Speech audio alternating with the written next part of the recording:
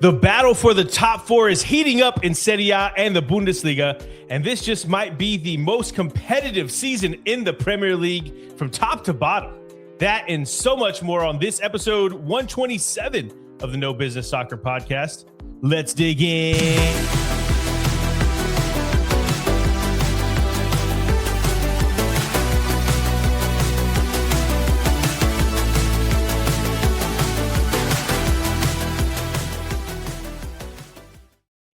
Welcome back, everybody, to the No Business Soccer Podcast. I'm your host, Snooz. I'm still missing my main man, Hype Man Vic. He's over there. Well, actually, he's here now, but, you know, he was over there gallivanting across the UK. But we do have Danny P on the ones and twos. We have the Brainiac, J-Fam, hanging out in the back as well.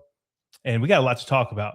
First off, got a lot of UEFA competitions to cover. We got a full slate of Serie A, Bundesliga, and then we got the Prem as well.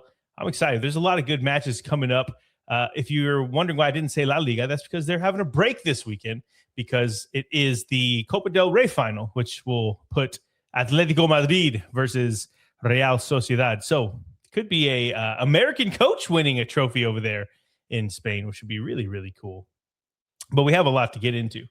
And I wish I had some kind of whiskey. I know that he'll be here. I think he'll be on the next pod. I'm sure he will on Monday. And he'll have a new whiskey to show us. Probably something that he got. It'll probably be a Scotch, actually. So keep an eye out for that. I'm sure it'll be great. I asked him to get me the most peated one. And if you watch the show at all, you know that I am not a big whiskey guy. I do not like those Scotches.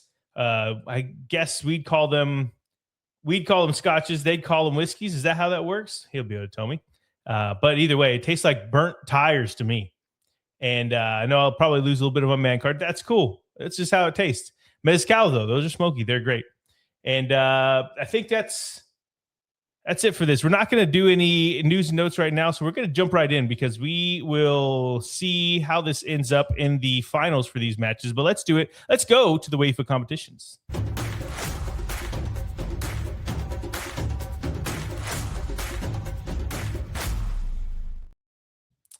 And if you see me waving, it's because there was a gnat infestation. I didn't even tell the guys that. We just jumped on and started recording. But my wife was using my office, and it's pretty cool. It's a newer thing. It looks nice in here. Got some plants and some soccer balls. So it looks nice. But there's always gnats flying around, and I'm just like, how? I don't even eat in here. How is there gnats? And she sent me a video, and there was a gnat orgy just going on in my windowsill. All these gnats. I mean, hundreds. Well, it could have been less, but it felt like hundreds of them. And so, there might be a couple. I didn't just leave it, for the record. I sprayed a bunch of vinegar. I read online that kills them. And there's a big mass burial ground over here, just to my whichever direction this is for you. I believe this is the right for y'all, with my left. And so, hopefully that took care of it. But yeah, just to know, if I'm waving, it's not because something smells in here. It's because there's a gnat. Okay, got that out of the way. Let's talk about some UEFA competitions because we had some damn good games, some damn good finishes to these games anyway. And we'll start with the Conference League. We had Shakhtar Donetsk taking on AZ Alkmaar. And going into this second leg, Shakhtar had a 3-0 lead.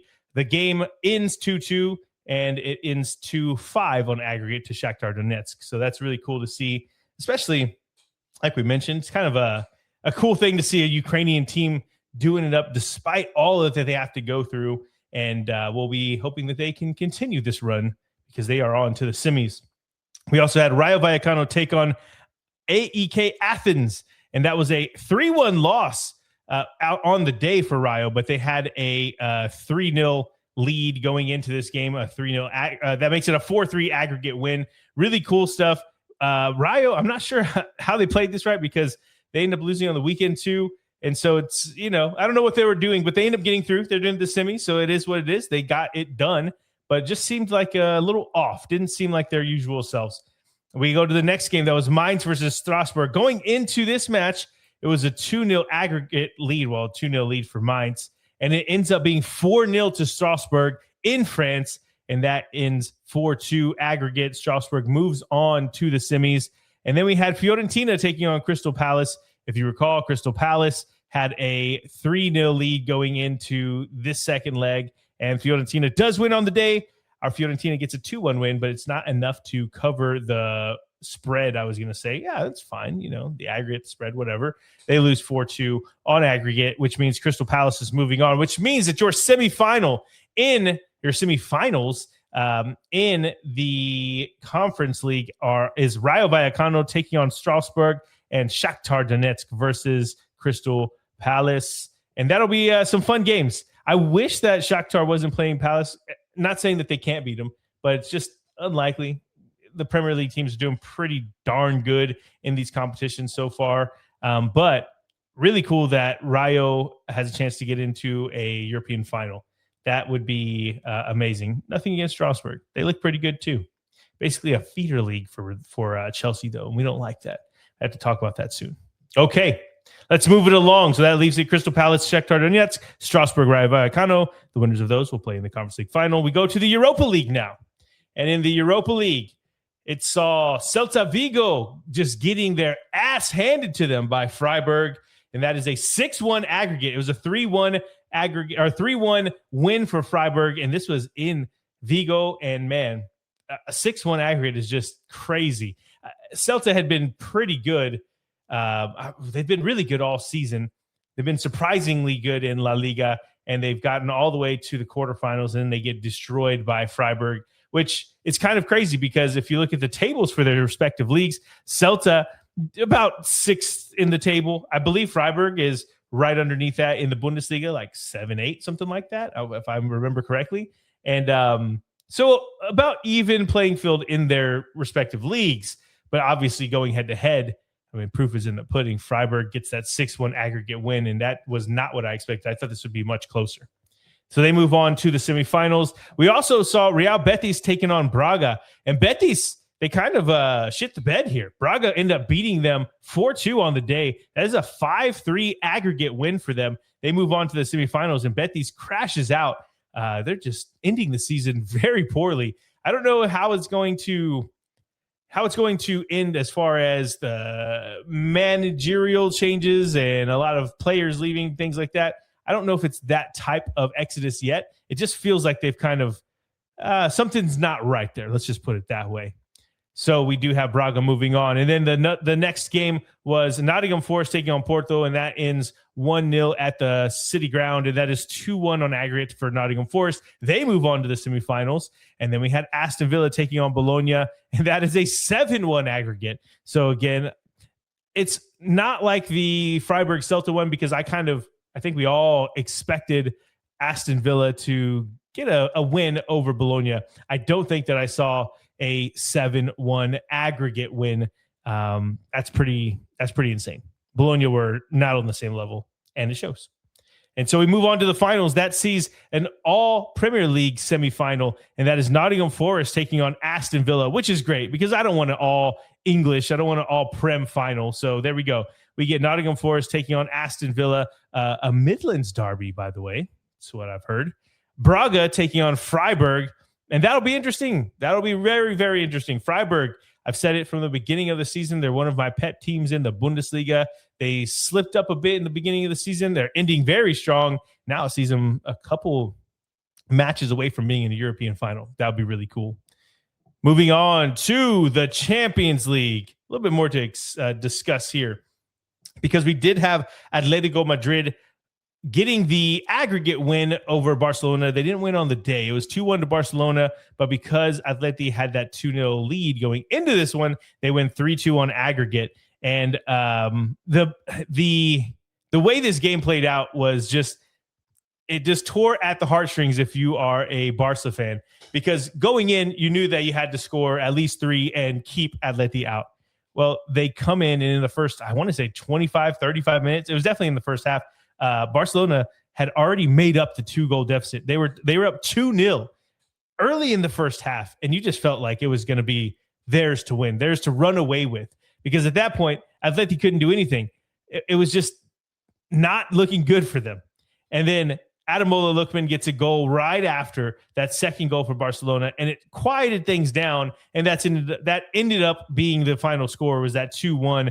And there ended up being Eric Garcia, I believe, was sent off in the second half. And it just wasn't a good showing for Barcelona, even though I don't remember who I had this conversation with, but they were saying that it's crazy that Real Madrid and Barcelona don't just get there all the time. Like, they're two of the bigger teams. They have some of the best players.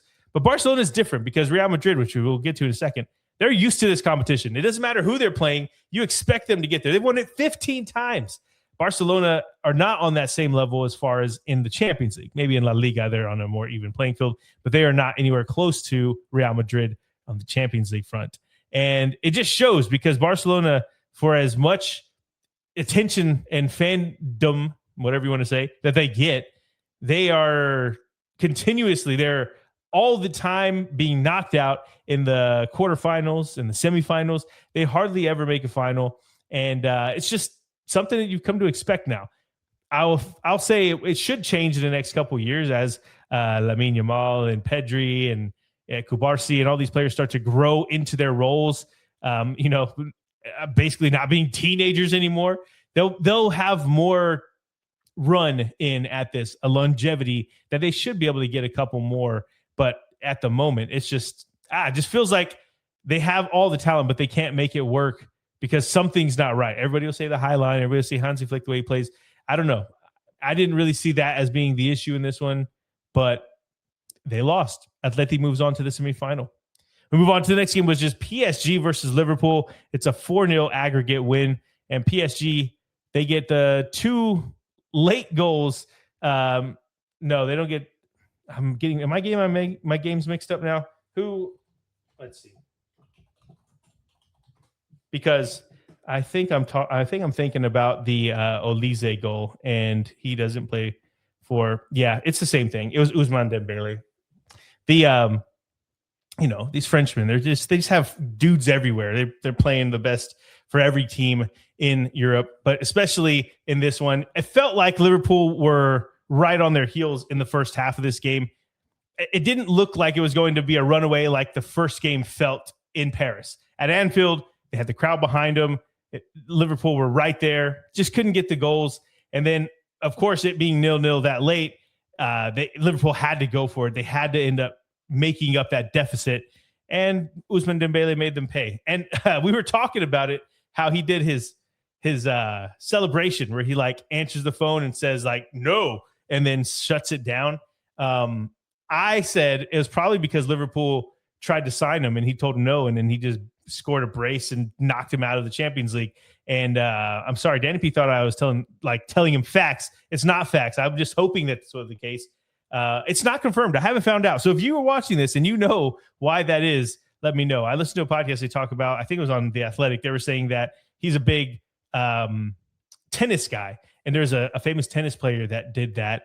And they think that maybe that's why he did it. But it wouldn't be an homage because the guy who was good at tennis who did it, who I would say his name if I knew it, he wasn't like a legend or anything. So they're like, it's not, he probably found it from that guy, but he just picked it up like, oh yeah, that's pretty cool. Either way, he did shut the phone down. Is that cool to say? Against Liverpool.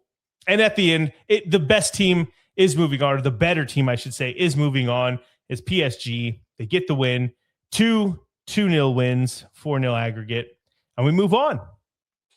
And also, I want to mention that this was the last time that we'll see this group of players all together for Liverpool in the Champions League. And I don't mean Wirtz and Frimpong and Ekitike popped his Achilles, I believe is what it was. It's not the last time we'll see all those guys, but I'm talking about the Virgil van Dijk, the Robos, the Salahs. They're all going to be going on, and you just don't know what's going to happen. So it's why we got to enjoy things while we have them. This is a fun match. Okay, moving on to Bayern Munich versus Real Madrid. That one ends 4-3 on the night, and this one was the one I was talking about, which was absolutely insane. There's no denying that Bayern are the best, if not the best, one of the best teams in Europe, and obviously because they're in the semifinal of the Champions League. I think the only team that can match them is probably PSG at this point, but to go toe to toe with Real Madrid like that, who it doesn't matter what actually is happening on the pitch. They have this aura around them from the fact that, like I talked about, they just know how to win this competition, and they just couldn't get it done. They end up not being able to score the goals when it mattered. Bayern Munich get the goals, and they just move on like, I don't know, they're just a powerhouse right now. I think if I'm not a betting man as far as putting money on futures for the Champions League. I should do that. I don't know why I don't. But I felt like from the beginning of the Champions League that this just Bayern's year. It feels like it. The only problem is the next round, and we'll talk about it here in a second. But if you watch the way that this match played out, of course, going into it, Real Madrid knew that they had to make up a goal, and they ended up getting a goal late in the first match, and it felt like Bayern could have killed it off, but they didn't, which leads to why it was so back and forth and crazy in this game. But you get goals from Pavlovic, Kane, Diaz, Olise, and that's really it. I mean, Arda Güler and Kylian Mbappe. Arda Güler, if you haven't seen his goals, Manuel Neuer makes a horrible mistake and ends up getting chipped by Güler from outside of the box. I mean, he sees an empty net and he just pops it right over his head. Easy goal. And from that moment on, whenever they drew level that early, you just felt like, oh yeah, it was in the first minute. It was the very first minute of this game. You just felt like, damn, Bayern are really going to piss this away. Real Madrid are really going to do this. And it just didn't happen. And to kind of put the nails in the coffin, you see those two late goals from Luis Diaz and Michael Olise. And what a game. What a team. Powerhouse. Let's see Bayern if they can do it all. And then the game that I wouldn't even spend 2 seconds to talk on is Arsenal taking on Sporting at the Emirates. Sporting 0, Arsenal 0, 0-0 draw. It's a 1-0 aggregate win for Arsenal. That's just the most boring team. You don't want to see boring teams playing in the final, but it does go into the semifinals, and that is Arsenal taking on Atletico Madrid, which Atleti, they are not the same old 1-0 team that's defensive strong and can't really get anything done. I heard that they had the second worst defensive defensive record in the Champions League this season, only behind Karabag, which is absolutely crazy. 26 goals is what they gave up in the Champions League this season. Not good, but they can score a lot now. So let's see if they can get it done against Arsenal. Fingers crossed.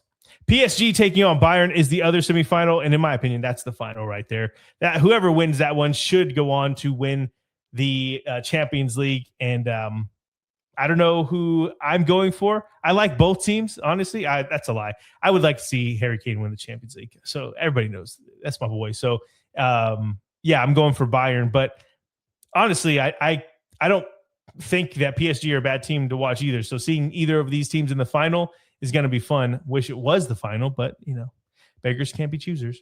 Okay.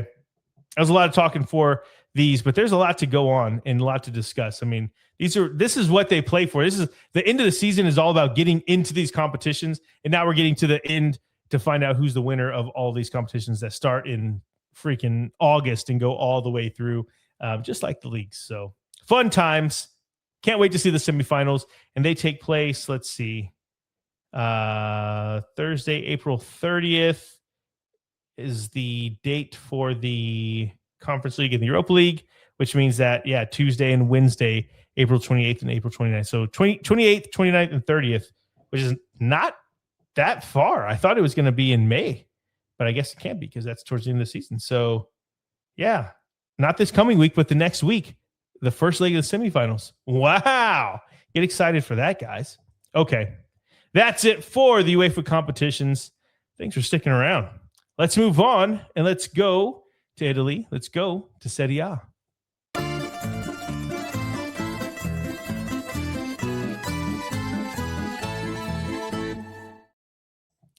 And we're going to start off with the top matches from Serie A Matchday 33, and that's going to be Roma taking on Atalanta. And this is going to be a very interesting watch because Atalanta aren't that far off from getting back into the European spots. And I know that they were in the round of 16, or the round of, what was it called? The playoff round, whatever. They were into the knockout stages of the Champions League, but they're trying to get back to it to see if they can improve upon it. And they're almost there. But the problem is they're 3 points off of Juve in the top 4, and Roma's right there with them. A loss for Atalanta essentially means that they're not going to be able to get into Europe, or it'll be way harder. But a loss for Roma means they'll be more than likely have enough points to make up that top 4 difference and get in. So Roma right there trying to get in after they had a great start to the season. If you recall, they were right there at the top vying for the Scudetto, and then it ends up, they just caught up to them a bit. It's hard whenever you have a new manager, new players, all things are new around there.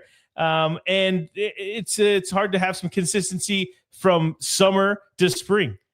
But now we get to the nitty gritty, and they've done enough work to where they're very close to getting into the Champions League. But this is going to be a fun one, because we can't forget that at Atalanta, they lost last week in the Juve, but they hadn't lost any of their previous 4 games. And it's just the way that Roma have been playing recently. They've been dropping points. Atalanta have not.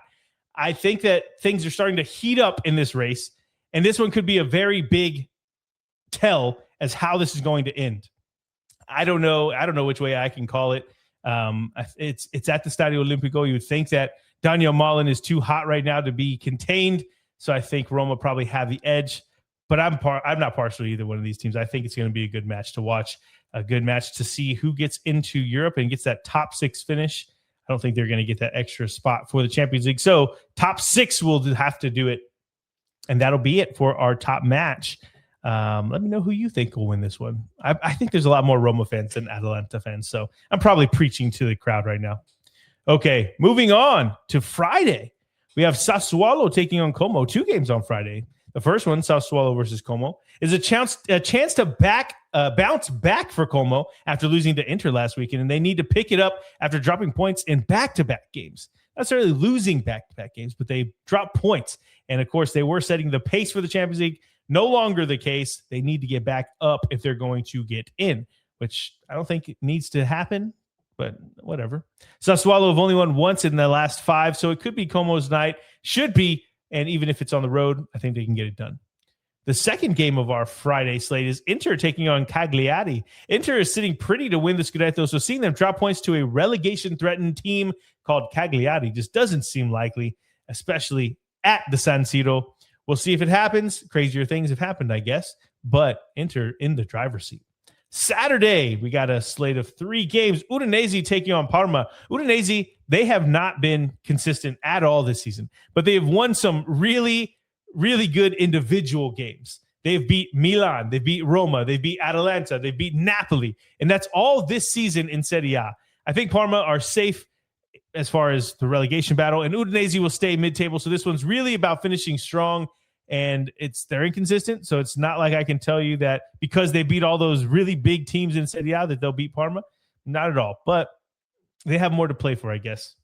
Napoli taking on Lazio and our Lazio. Both teams are coming off a loss last weekend, and now that the title race is done, it's tough to say how much Napoli will be pushing to get up the table or to continue to fight in the Serie A. I guess they still need to make sure that they cement themselves in the top 4 because that battle is heating up. They look like they're doing pretty good. They're sitting pretty tight to get that done. Lazio just need to get some good vibes rolling again after that loss to Fiorentina last weekend.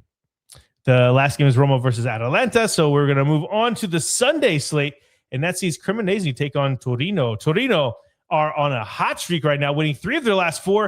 And I think it's a good chance for them to continue that streak with the free-falling Cremonese up next. Even if it is at Cremonese, they haven't won anywhere in a while. Verona taking on Milan. Milan seemed to have lost some of that steam and some of the interest in after they were eliminated from the race for the Scudetto, and that was very apparent in their loss to Udinese. But even if they lost back-to-back games, I don't see them losing to a joint bottom of the table Verona. Pisa taking on Genoa. Genoa stopped their 2-game losing skid last week, and now a date with joint bottom of the table Pisa should mean more points that they can start to stack up. And it's not like they are directly in the relegation battle, but, adjacent, pseudo, whatever you want to call that. Juve take on Bologna. Bologna are still out here trying to win themselves the Europa League, and I guess I just can leave that out because I say they were trying to. They didn't succeed. They lost to Villa, as we talked about, but they really don't have much to play for in Serie A. And after a grueling match with Villa, it's hard to see that they're going to come back, bounce back, and go on the road to take on Juve. Seems a little too far from getting back in. They're too far from getting back into the race for these European spots, but it doesn't mean that they can't end the season strong. It's the way I look at it here. Juve, though, they need to stack up the wins because Roma and Como are breathing down their neck for that top 4 race. It's going to be a fun race, and it feels like this is a big game, but I think Juve can get it done. Monday is our final game of this slate, and that sees Lecce, the Milkmen, taking on our Fiorentina.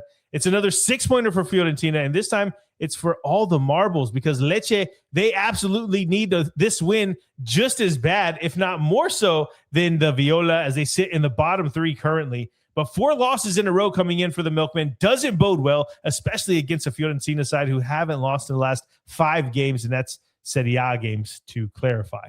Fiorentina getting themselves out of the bottom, and now they know they're not going to be in the next round of the Conference League, so they can focus a little bit more on Serie A. They did get a home game, so it's like they have to travel to Lecce, obviously, but they didn't have to leave the country to go play in England against Crystal Palace. So maybe they'll be well rested is what I'm trying to say. I don't know. Who knows? But it is on a Monday. All right. That is it for the games. Let's take a look at the table real quick. This is a quick refresher. And this is the Serie A standings. I thought I had it up already. I did not.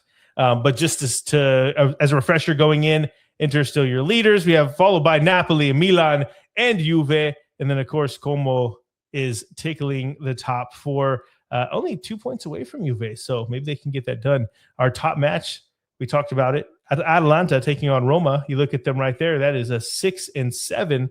And if you see the point totals, that's 57 points for Roma, 53 points for Atalanta. A win for Atalanta means they are right back in that race for Europe. And Roma, if they're going to try to get back into the top 4, going to need to get that win. Okay, moving to the bottom of the table. We have Pisa and Verona, joint bottom of the table on 18 points, followed by the Milkmen, as we just mentioned, as they take on Fiorentina. But they're only there because of it's not clear. It's either goal difference or head-to-head. Not sure in the Serie A. It's a little different. But either way, they are in 18th spot on 27 points, and Cremonese on the same amount of points, but right above them in 17th. So we'll see if it stays like that after this weekend. But we have a good slate of games coming up, and I imagine things are going to switch pretty frequently until the end of the season. What are we, 5 games away? Well, 6 games away technically. Okay, that is it for Serie A. Now let's take a ride on the train, and let's stop in Germany. Let's stop in the Bundesliga.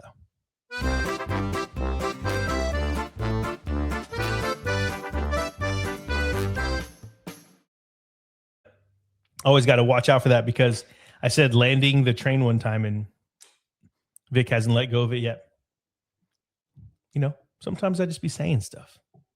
Okay, we're going to jump into the top matches for Bundesliga match day 30. And that match is Bayern taking on Stuttgart in Munich. And I just start off by saying, look, just watch this game. I can guarantee you that there will be at least 4 goals in it. I don't know where those goals are coming from, but at least 4. The way these teams play, I think it'll probably be more. The way that Bayern destroy and the way that Stuttgart go at teams, it should be a great watch regardless of which side you're on. But I don't know how competitive it will be if Stuttgart continue to go at Bayern like they do other teams, because Bayern really, they can just coast to the finish line at this point. When I say the finish line, I'm talking about the Bundesliga title. So they know they're into the semifinals of the Champions League. Maybe they have a little bit more oomph because it is Stuttgart. It's one of the top 4 teams in the Bundesliga.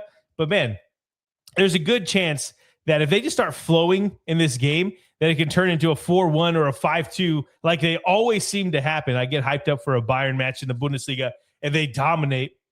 But the fact that, first off, I like VfB and they need the points.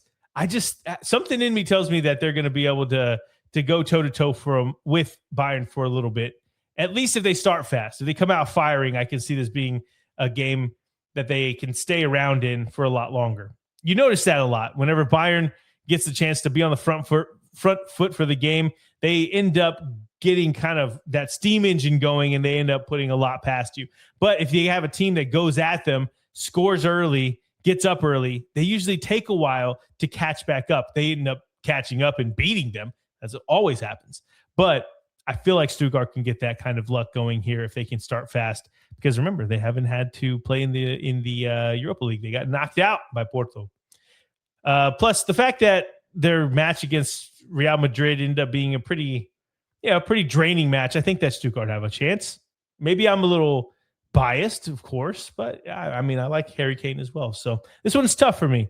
I want to see a good match. Just watch it. Like I mentioned, just watch it. It'll be fun. Okay, moving on. We go to Friday is our first match of the weekend, and that is St. Pauli taking on Köln. And it's only 5 points separating the two at the bottom of the table. St. Pauli are still in the playoff relegation spot, and I don't know if that classifies this as a 6-pointer, but it's definitely 6-pointer adjacent. These teams are at the foot of the table trying to get out of it. Looks like Köln, if with the win, could almost guarantee that they're going to stay out. Saturday, we have Leverkusen taking on Augsburg. Leverkusen have played themselves back into the European conversation, and they get an Augsburg side who haven't won in a while and are just seeing out the season at mid-table at this point. Leverkusen have the momentum and the drive, and they should be able to get the job done here. Hoffenheim taking on Dortmund. At this point, it looks like Hoffenheim have run out of steam. We've talked about it a few times already. Really, Dortmund are virtually locked into a top 4 spot for this season. They put in a lot of work. They're not going to beat their points total historically in the Bundesliga. So I don't know how much more they'll push, because again, they don't really need to get into the Champions League. So what else? They're not going to catch Bayern. What else is there to play for? We'll find out. Hoffenheim, though, they need to start getting some points, because they are 9 points clear of Frankfurt in 6th place, but their form is cause for concern. 9 points at this point, at 9 points at this match day, we'll say it. You'd think that that's too much for Frankfurt to make up, and probably is. But the fact that they continue to drop points week over week means that Frankfurt, they have a chance. And let's see if they can get it done here. Werder Bremen taking on Hamburg. Werder are only 3 points above St. Pauli in 16th. They're in a big need of a win. Hamburg are just a few points away from securing their safety, and we'll see if they can take advantage here. Hamburg have definitely fallen back down to earth. They were doing really good. My boy Luka Vuskovic was doing amazing, and everything's kind of come crashing down on them. They're not going to be relegated, but it's just not the strong finish to the season that we were hoping. Union Berlin taking on Wolfsburg. If you recall, Marie-Louise Etta was made Union Berlin manager for the rest of the season, and her first game in charge sees her go against Wolfsburg, and that's great news for her, because Wolfsburg have the stench of a club that have given up already and ready to go down. We'll see if Union Berlin can take advantage. Eintracht Frankfurt taking on RB Leipzig, and I'd love to think of this as a top match of the weekend to watch, but I just think that Frankfurt haven't hit the heights that we all thought they would under Riera, and Leipzig are hot right now, winning 3 straight, and they've won 4 of their last 5. I think Leipzig wins this one, and it could be pretty easily if they end up getting going. That Frankfurt defense is really, really bad. On Sunday, Freiburg take on Heidenheim. That is your semifinalists in the Europa League. Freiburg to you, sir. Double H haven't lost any of the last 3 games, and they are now only 6 points behind St. Pauli and out of the bottom 2. I keep saying that there's no way they can do it, but if they continue to grind out some of these results, it's not impossible. Freiburg really don't have a ton to play for as far as in the Bundesliga. They are a little too far back from the European spots, but again, that's not to say that it's impossible. They keep winning games, and teams above them drop points. We'll see what happens. But also, if they can just get in by winning the Europa League, then who cares? They'll get in that way, and that would be something. For some reason, let's see. I'm blanking on. They're playing Braga, and then they would have to play the winner of Aston Villa and Nottingham Forest. I mean, these dudes can get into the Champions League next season. That is absolutely insane. Okay, let's move on. Oh, did I go to? Yep, I clicked on the wrong page. There we go. So, I think Freiburg if they can continue that momentum, they can get it done. Bayern and Stuttgart is the Sunday afternoon slate. And then the late afternoon slate is Mönchengladbach taking on Mainz. and Mainz have brought themselves up to mid-table, which seemed almost impossible halfway through the season, but Gladbach are still fighting to comfortably roll into the offseason. Until they are mathematically safe, I think it's going to be them pushing, Mainz trying to get into some kind of form to end the season strong. This one could be a fun back and forth game. Not a ton of high stakes, though, but I'll be watching. Okay. That does it for the match day. Let's take a look at the table just to refresh, and we'll move on. Okay. Yes, and of course, we all know who's at the top. It's been that way since the beginning of the season. Bayern Munich, followed by Dortmund, then VfB Stuttgart. Look at them, number 3. And then followed by 4, which is RB Leipzig. Yeah, in case you didn't know, 3 is followed by 4. Leipzig, right there. Tickling the top 4, though. Sorry, tickling. Got to do it for my boy. Leverkusen. Don't count them out yet. Leverkusen finishing the season strong. What are they? Haven't lost any of the last 5 back-to-back wins. Taking on Augsburg, who are too good right now. I mean, they might find themselves fighting for top 4. We go to the bottom of the table, though, and that sees Heidenheim, double H on 19 points. Seems like their season to go down, doesn't it? I thought they were going to go down last season, and they were in the relegation playoff, but they end up winning, so they're back. I don't think they get that option this year. Wolfsburg are above them with 2 more points and 21 points. 3 straight losses. 4 in the last 5 have been losses. Not a good time to be for a Wolfsburg fan or player or affiliated, because they might be going down. And then you have St. Pauli. They are in the 16th spot, which means they're in that relegation playoff spot. And it's only 3 points from them to Werder Bremen in 15th. So we'll see how that all shakes up after this match day 30. Only a few more to go. And that is it for the Bundesliga. Let's move on and take this train, keep it chugging along to England, which means we're going to the Prem.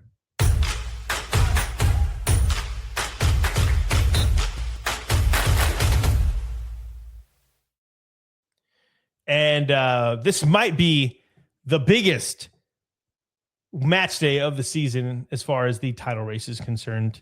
And we'll talk about all that here in just a moment. We're going to start with the top matches from the Premier League match day 32. And that sees Chelsea take on Manchester United. It's a match in the top 6. And now that it's a confirmed top 5 Champions League spots in the Prem, Chelsea's odds of getting in have increased significantly. But losing 3 straight in the Prem and losing 4 or 5 will definitely take those odds way back down. Their only saving grace is that United have started to drop points with only 1 win in the last 4 games. And I don't think that Chelsea can really afford to lose too many more games if they're going to get into that top 5. United, they aren't cemented in either, so it's going to be a pretty good battle either way you slice it. This could be a make or break moment, though, for Carrick's future as the United manager, because he started off so hot where it was just like, sign him permanently. It's not even a question. But he started to drop points now and games that you wouldn't expect him to, which, right, the new manager bounce happens, and we're over that now.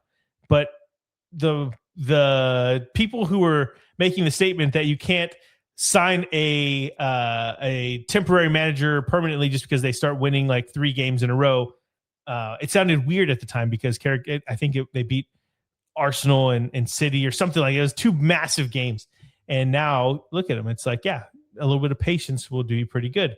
But either way, I don't know if that changes against the Chelsea team. And what I mean changes is I don't think that he'll end up losing this game losing that job based off of this game, because Chelsea look like a broken team right now. They're just all over the place. And I think that them getting over the funk against a tough United side doesn't seem likely, but that's why they play the games. Both of these teams have a chance to win this game. I'm not saying that either one. I feel like there's going to be, I don't know, an edge. But if I had to put money on someone, I'd say the Manchester United can get it done, even if it's at Stamford Bridge, just because, first off, not a big Chelsea fan. Second, there's just no cohesion right now. That Chelsea squad looks like they are fractured. And I don't know what to think about it, because Liam Rossini was supposed to come in and be the man for this Blue Co team, or this Blue Co group, whatever you want to call them. And it's just not working right now. fans are not rioting. That's not the right word for it. Protesting is the word I'm looking for. And things aren't looking too good. So go Manchester United. Manchester City taking on Arsenal. That is your next top match to watch from this Matchday 32. And this is a big one. I don't need to tell you. You probably know all about it. But let's go over some of the storylines going in to this match, because Arsenal, as we all have seen, they have stumbled big time recently, and they are not in great form coming in to this match. But if they could just get their shit together for one more match, this one's it. And I'm not saying that they can because it's City. I'm saying if they could, this would be the one to do it. Because if they can get this win, they basically win the league. They win one more game. They don't have to worry about the rest because this is their direct rival for the title. You win this, and there's pretty much going to be a lock on the league. Now, I know it's hard to see that right now because of the way that they've been playing, the circumstances, the form of both of these clubs. But it's really how simple it is for the Gunners. Win this game, win the league. You beat City, and it's all done. But if they lose, it's going to be out of their hands. Let's just put it that way. The odds are very heavy that they are going to lose this match. I would put them that way anyway. I haven't even looked at the odds. I just imagine how heavy they would be in City's favor based off of the recent circumstances. But either way, I think things get way more difficult. If not, the favorites would be City to win the title if City end up winning this at the Etihad. I can't stress, though, how important this game is to the Premier League season. Most of the time, the games tend to slowly build up towards the end of the season, and we have like a grand finale, and that still might happen. But this game is so big in the terms of who's going to win the Prem that we're all going to be watching. Everyone's going to be watching this one. This is the afternoon. When is this one? This one is Sunday afternoon. It's the headliner for the weekend. Going to be a lot of fun. We're all going to be sitting there seeing if Arsenal really are the bottlers that everybody's making them out to be. You see the Man City fan that had the Arsenal bottlers. Pretty funny. It's just a lot of pressure, dude. I don't know how they're going to do it. How do you lose all these games and then end up just like, you know what? Let's just pick it up. Let's just put on our big boy pants and go beat City at the Etihad. It's going to be, I can't see it happening. But I also said I couldn't see Arsenal losing the title when they were up 9 points. So, man, this is going to be a fun one. I can't wait to watch it. Okay, let's move on. We're going to the rest of the slate because, yes, even though we get those two massive games, we also get a full slate of other games. So we move on to Saturday, where it sees Brentford taking on Fulham. Fulham are doing that thing again where they look like they're going to get into Europe, and then they start to lose game after game after game.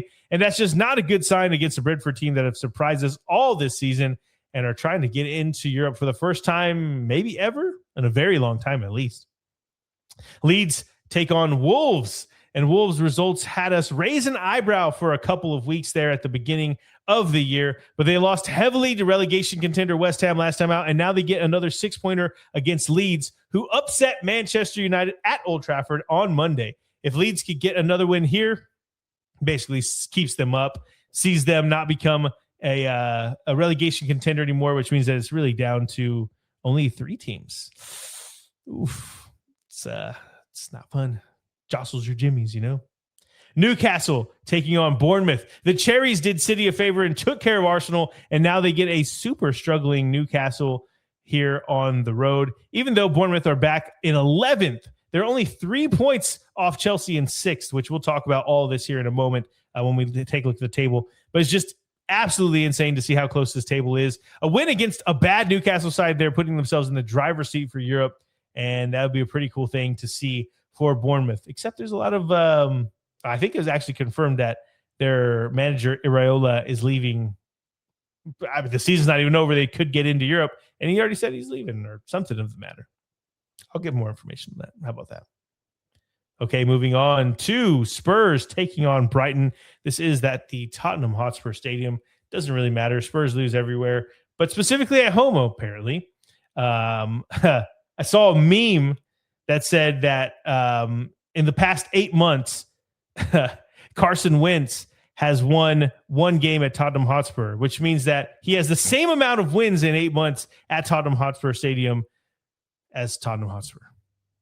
And if you don't know who Carson Wentz is, that's what makes this even more funny.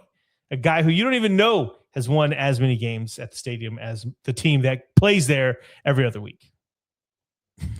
That's depressing. Okay, anyway, let's get to the game. Brighton are top of the form table right now, and that is bad news bears for Spurs, who really just need to not lose this game and get some kind of momentum. Winning is very, very preferable, but that's just too big of an ask right now for Spurs, who can't win anything. We still haven't won since the beginning of the new year in the Prem. I mean, this one looks like a loss and has the stench of a loss. And looking at some of the other teams coming up that we'll talk about that are in the relegation battle, could be a very, very bad time for Spurs. As I mentioned, your Saturday headliner is Chelsea taking on Manchester United. Sunday sees Nottingham Forest take on Burnley. Forest have got themselves 3 points clear of the drop and get almost relegated. Burnley at home. It's a 6-pointer and 3 points for Forest. We'll see them put more pressure on Spurs. So essentially, the Spurs lose and Nottingham Forest win, and so do Leeds. It really would only leave West Ham and Spurs fighting for that relegation spot, which, you know, it's a lot more fun whenever there's 4 teams. And when I say fun, that is not actual fun. That's, just you get hope if there's more teams that can go down that, even if you don't win, your team doesn't win, someone else is going to suck more. Those suck more chances are getting less and less every week. Aston Villa taking on Sunderland. Sunderland away from home isn't a hard out, but you can't seem to beat anybody right now. And with only 1 win in 5 games, it shows. I believe that one win, though, is against Spurs. Actually, I know it is. That's not good. So we'll see if they can turn things around here and stay in the top 4. Villa are, let's see. Let me see how many points they got. Every time I look at the table, I feel like Villa are a team that in my mind, I think they're better than they actually are doing. Let's see. I should have this memorized, but I like to do it on the fly, It makes it more interesting. Yeah. By the way, Sunderland aren't the team that have lost 1 in 5 games. Villa are the team, and that's why I started getting into this conversation. But yeah, so Villa are on 55 points. We'll go to the table in a little bit. Don't pull it up right now. My point is that even though they're so high up the table, and I think of them as good, they've only won 1 of the last 5 games. And Sunderland being not good at home or away from home, it doesn't matter whenever you're playing a team that's just in bad form. We'll see how it ends up being, but I think that Aston Villa, maybe they're putting too much, taking their eye off the ball too much because they're looking at that Europa League trophy. Now they're taking on a Nottingham Forest side who are fighting a relegation battle. It could change things around. I don't know. Psychologically, we'll see. But either way, we'll see who turns things around here. Aston Villa still trying to get into the Champions League. Even if they do get in by winning the Europa League, then I think that would mean that the next down, it would be 6 teams. Yeah, that is, because that's what happened after Spurs won. That is insane to say right now. But Spurs won the Europa League last year, so it brought down the Champions League to the next place, I believe, because there were 6 teams in there since Spurs were in the top 6. Anyways, you get what I'm saying. It feels like Aston Villa could do a lot of teams a favor if they win the Europa League and they end up getting into the Champions League just by their placement in the table regardless. But we're all going to be talking about the Merseyside derby, and that happens late on Sunday. That's Everton taking on Liverpool, and that's at the Hill Dickinson Stadium. It's the Merseyside derby where anything can happen, and actually coming into this game, don't tell Vic, but I feel that all the momentum is really with Everton right now. It feels like the Toffees are the better squad, the better vibes, and they have the better stadium, apparently. That's what I heard. I don't know. Hype Man went to him, so we'll see when he gets back. We had a video to show, guys. Maybe we can edit that in and we can put the video at the beginning after. I don't know how we would have played it live anyway, so just know if you're watching this, you probably saw it already, and you're like, why is he talking about this an hour into the show? It's just because that's where my brain works. Put a note in that.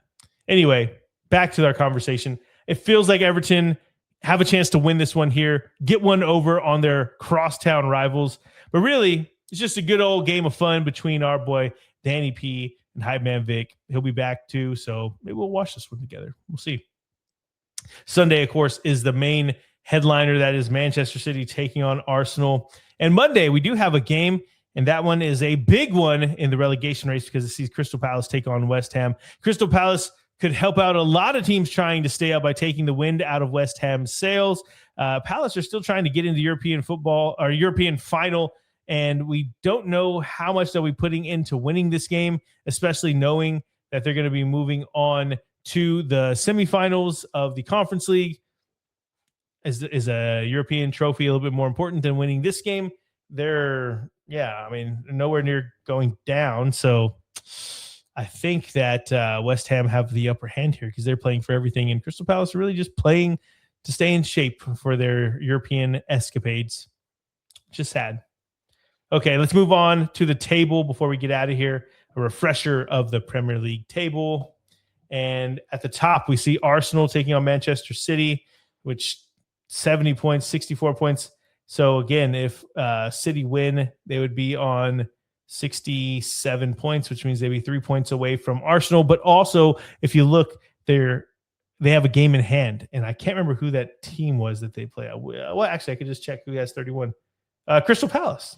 So not the easiest game, but as we just mentioned, not the hardest. Man, that's going to be a good one. It makes me more excited for it. If it doesn't make it more, if it doesn't make you excited for this weekend, I don't know what is. I mean, if you're not a fan of football, I don't know, first off, why you'd be watching this podcast. But if this is like, if you have a friend who you're like trying to get into it, this is the match to put them onto because it's for everything. It's for everything. It's going to be so much fun. Anyway, Arsenal 1, City 2, followed by United and then Aston Villa. We're going to go to the top 5, though, because we know that's the Champions League spots, and that leaves Liverpool in 5th, 52 points. That 5th spot really is going to help Liverpool's bad season end up being just fine because they went far into the Champions League, and they're going to make it in the Champions League by getting into the top 5. More than likely. I don't see them losing out because the person that is tickling, or the team that is tickling the top 5 is Chelsea. And we talked about it. Chelsea are on the downslide right now. But a team that's fighting for it, Brentford, not too far away. I don't see them getting in the Champions League, though. We move to the bottom of the table, unfortunately. We have to talk about that. That is Wolves with 17 points in the 20th spot. Burnley, 20 points in the 19th spot. And my Tottenham Hotspur, 30 points in the 18th spot, which means they're 2 points below West Ham, who are 17th, and 3 points below Nottingham Forest in 16th. And that's why I was mentioning earlier that looks like Forest and Leeds have a little easier go of it this weekend. And if they can end up getting those wins and Spurs lose, that would put, 9 points between them and Leeds and 6 points between them and Forest with only a few games left. Scary times. Not fun. I'm not going to go over it again. We already did that last time. My heart is too important. I'm not going to let them do that to me. That is it for your weekend look ahead. DJ, play our music. Let's thanks for being here. Subscribe all the things that right about now. And let's do this thing because we're getting to the nitty gritty. We're also be covering the World Cup. We're going to be going to the World Cup. We'll be video or vlogging that, I guess we'll call that. We have videos coming up from our boy Hype Man Vic's trip to Anfield, his first one, and some of his escapades around the UK. It's going to be great times here at the No Business Soccer Podcast. You don't want to miss out. I'm your host, Snooz. Look forward to talking to you soon. Peace.